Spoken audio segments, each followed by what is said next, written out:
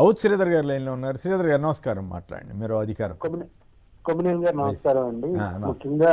ముఖ్యంగా రెండు విషయాలండి. చంద్రబాబు గారు నిన్న మాట్లాడుతా ఏమన్నారంటే, మనం రోడ్లు వేస్తాం పీపీపీ మోడల్లో 15 సంవత్సరాలు 20 సంవత్సరాలు వాడేసుకొని రోడ్లు వెనక్కిస్తాం అన్నారు. నాకు తెలిసి ఆంధ్రప్రదేశ్ లో మొట్టమొదటి టోల్ గేట్ వచ్చింది విజయవాడ వారధి దగ్గర అండి. నాకు తెలిసిన మరి ఎక్కడనే తెలియదు. అప్పట్లో 7 రూపాయలు 10 రూపాయలు ఉండేది కారుకి, 1990 ఆ టైంలో. అప్పటి నుంచి ఇప్పటి వరకు అంటే దాదాపు 35 సంవత్సరాలు అయింది. ఈ రోజు వరకు కూడా ఆ రోడ్డుని గవర్నమెంట్ కి హ్యాండ్ ఓవర్ చేయలేదండి. అప్పుడు ఎక్కడ హ్యాండ్ ఓవర్ చేశారు? ఇప్పుడు 140 రూపాయలు సింగిల్ వేకి, 150 రూపాయలు సింగిల్ వేకి అయింది. ఎక్కడ మీరు చెప్పేది? విజయవాడ టోల్ గేట్ అండి. విజయవాడ నుంచి గుంటూరు వచ్చేటప్పుడు ఆ హైవే వేసింది ఫస్ట్ 1991 లో వారధి కట్టిన తర్వాత. నేషనల్ హైవేస్ కదా, మీరు తప్పు చెబుతున్నారు. కాదండి, కేసర్ దగ్గర అయితే నాకు గుర్తుంది, అప్పట్లో మొదలు పెట్టారు టోల్ ట్యాక్స్ వసూలు చేయటం. తర్వాత కూడా చాలా కాలం కంటిన్యూ చేశారు, ఇప్పుడు కూడా కంటిన్యూ అవుతుంది. అది నేషనల్ హైవే కింద ఉందా, కేసర్ కింద? కొమ్మినేని గారు ఒక్క నిమిషం అండి. నేషనల్ హైవే అయినా ఏదైనా కానీ పీపీపీ మోడల్ అనేది గవర్నమెంట్ కి ఇచ్చేస్తారని చెప్తున్నారు కదా చంద్రబాబు నాయుడు గారు. అవును. సో అది గవర్నమెంట్ కి ఇచ్చేయాలి కదా. 35 సంవత్సరాలు దాటిపోయింది. ఒకటి.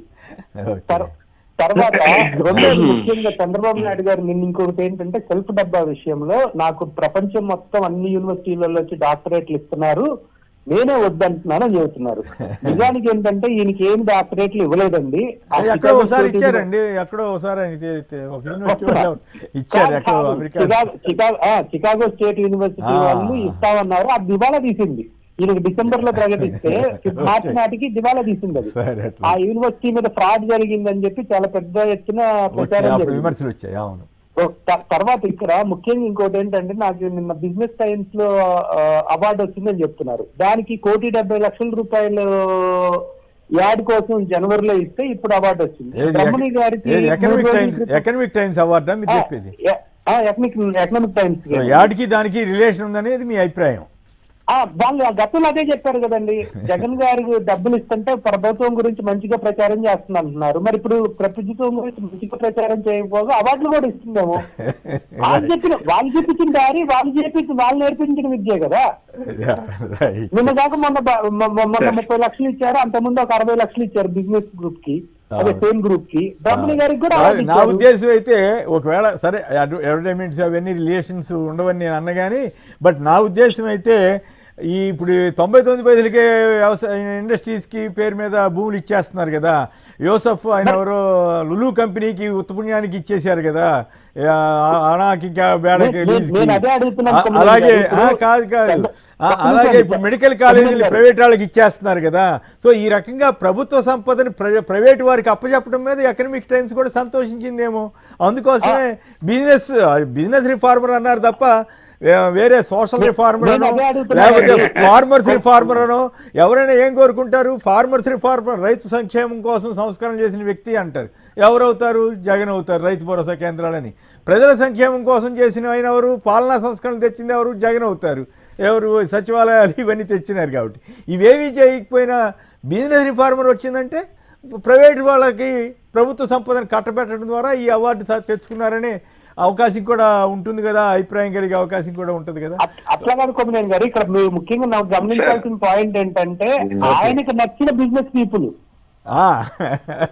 ఇప్పుడు లులు కంటే పెద్ద పెద్ద స్టోర్స్ ఉన్నాయి. ఇది దుబాయ్ లోనే క్యార్ఫోర్ అని చెప్పి ఒక పెద్ద స్టోర్, ఒక పెద్ద చైన్ ఉంది. మరి వాళ్ళు ఎందుకు రాలేదు? ఇప్పుడు రావాలి కదా. ఇప్పుడు అట్లాగే 99 పైసలకు భూములు ఇస్తున్నామంటే ఉర్సాలు శిల్పాలు వచ్చినాయి, కానీ ఏ మైక్రోసాఫ్ట్ ఎందుకు రాలేదు? సరే, అయ్యో తీసుకొస్తారేమోలే కానీ ఊరికే ఇస్తానంటే ఏ కంపెనీ వదిలిపెడుతుంది? కానీ డబ్బులు ఉత్తపుణ్యానికి 100 ఏళ్ళు మీదనే ఈ భూమి అంటే ఎవడొద్దంటాడు? అది వేరే విషయం. రైట్ అండి. ఇక మీరు మాట్లాడండి. మన రాజీవ్ చెప్పండి. ఇక్కడ ఇంట్రెస్టింగ్ విషయం ఏంటంటే, ఎకనామిక్ టైమ్స్ ఈ అవార్డు ఇచ్చిందట. పారిశ్రామిక సంస్కరణలు, పెట్టుబడుల ఆకర్షణకు గుర్తింపు, అట్లాగే ఆ అవార్డు క్రెడిట్ అంతా మీదేనని సిఎస్ కార్యదర్శులు హెచ్ఓడిని కలెక్టర్ అన్నారంట. మరి నిన్నేమో జనం మెచ్చట్లేదన్నారు, ఇవాళకి అవార్డు వచ్చిందని మెచ్చుకుంటున్నారు, సంతోషం. అయితే లోకేష్ గారిది ఒక ఇంట్రెస్టింగ్ వ్యాఖ్య ఉంది. నాన్నను business reformer of the year award వరించింది, అమ్మను గోల్డెన్ పికాక్ అవార్డు ఇంటికి తెచ్చింది, దేశంలోని బిజినెస్ రంగంలో అత్యంత శక్తివంతమైన మహిళల జాబితాలో నా భార్య స్థానం సాధించింది. ఇవన్నీ చూస్తే ఎన్నికల్లో కంటే మా కుటుంబంతో పోటీ పడటమే కష్టం అనిపిస్తోందని పాపం లోకేష్ గారు బాధపడుతున్నారు. ఆయనకి కూడా ఇంకేదైనా అవార్డు వస్తే అప్పుడు అది ఫుల్ఫిల్ అయిపోద్దేమో.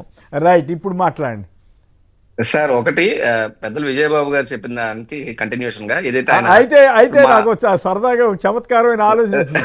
ఆయన రెడ్ బుక్ అనేది గమనించి, ఆయన రెడ్ బుక్ సృష్టికర్త కదా, అంతకంటే పెద్ద అవార్డు ఉంటుంది.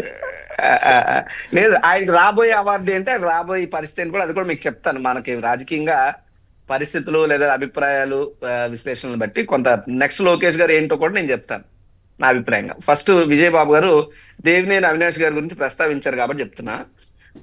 అతను నేను NSUI parliament youth Congress president గా విజయవాడకు పనిచేసిన దగ్గర నుండి తెలుసు. ఇప్పుడు ఎన్టీఆర్ జిల్లాకి పార్టీ అధ్యక్షుడు ఉన్నప్పుడు యువకుడికి ఒక అవకాశం ఇస్తే జగన్మోహన్ రెడ్డి గారు ప్రోత్సహిస్తే, అంటే అదే అవినాష్ అనే వ్యక్తిని చంద్రబాబు నాయుడు గారు ఎంత దారుణంగా వాడుకుని, ఎంత దారుణంగా పార్టీలో మోసం చేసి, ఆయన అడిగిన నియోజకవర్గం కాకుండా ఎక్కడో ఓడిపోయిన నియోజకవర్గం తీసుకెళ్లి ఆయన పెట్టి ఆయన రాజకీయ జీవితానికే ఫుల్ స్టాప్ పెట్టాలని చూసినటువంటి వ్యక్తి నారా చంద్రబాబు నాయుడు గారు. అయితే యువకుల్ని ఎంకరేజ్ చేయాలి, నిస్వార్థంగా పనిచేసే వాళ్ళని పైకి తీసుకున్న లక్ష్యంతో ఆయన యువకుడికి ఎన్టీఆర్ జిల్లాలో అధ్యక్షిస్తే ఒక్క విజయవాడ తూర్పు నియోజకవర్గంలోనే 95,000 పైచిలకు సంతకాలు సేకరించినటువంటి పరిస్థితి దేవినేని అవినాష్ గారి నాయకత్వం అక్కడ ఉంది.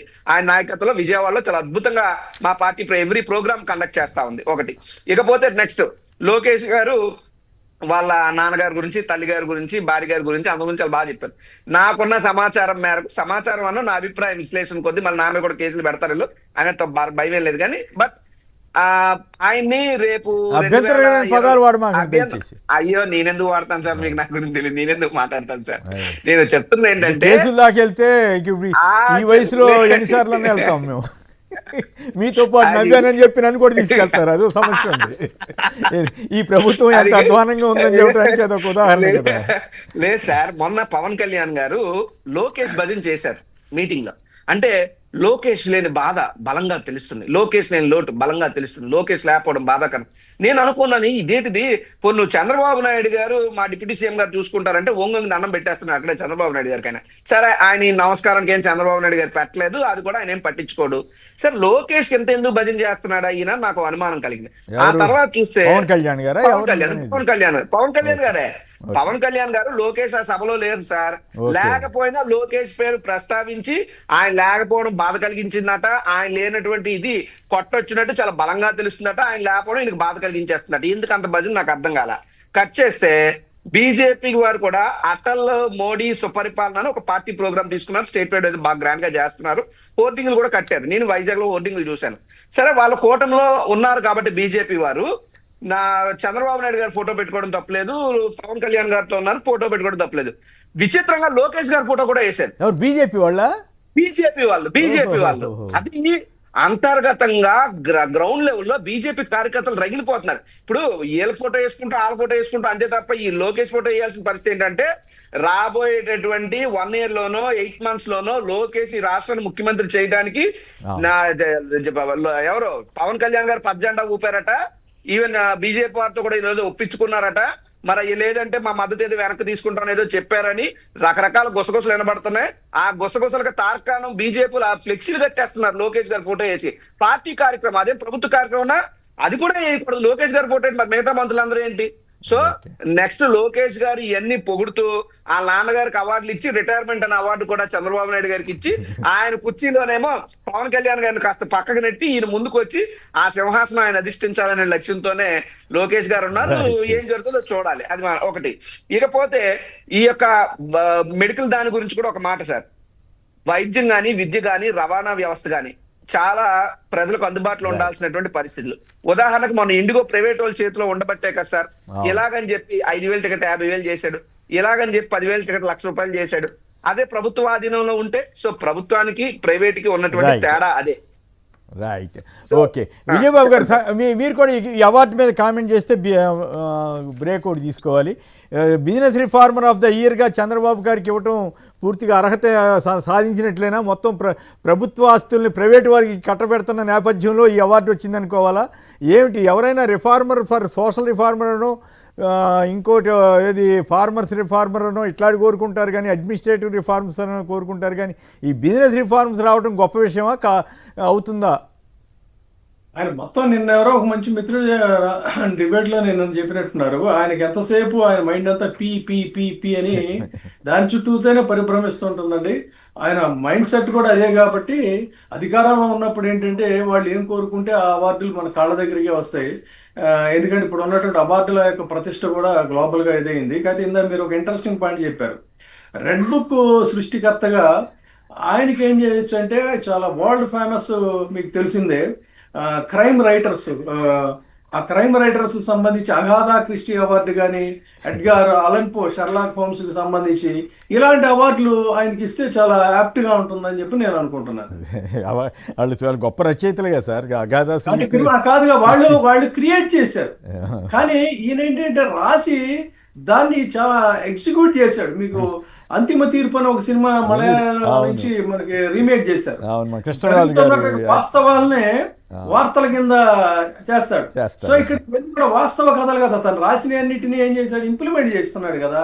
వాళ్ళు ఆ మహిళల, అమాయకుల, జర్నలిస్టుల, రాజకీయ నాయకుల ఎవరు లేకుండా వాళ్ళ మొత్తం హింసాత్మకమైన ఈ లెక్క చూస్తే ఆయనకే ముందు అవార్డు వచ్చినట్టు రెడ్ బుక్ సృష్టికర్త అవార్డు అలాంటి వాళ్ళకి వాళ్ళు కేవలం ఫిక్షన్ రైటర్స్, బట్ ఈయన యాక్షన్ రైటర్. రైట్. రాష్ట్రంలో జరుగుతున్న రెడ్ బుక్ అరాచకాలు చివరికి పోలీసులు కిడ్నాపర్లుగా మార్చిన ఘనత ఆంధ్రప్రదేశ్ ప్రభుత్వానికి దక్కిందని అంటున్నారు అందరూ.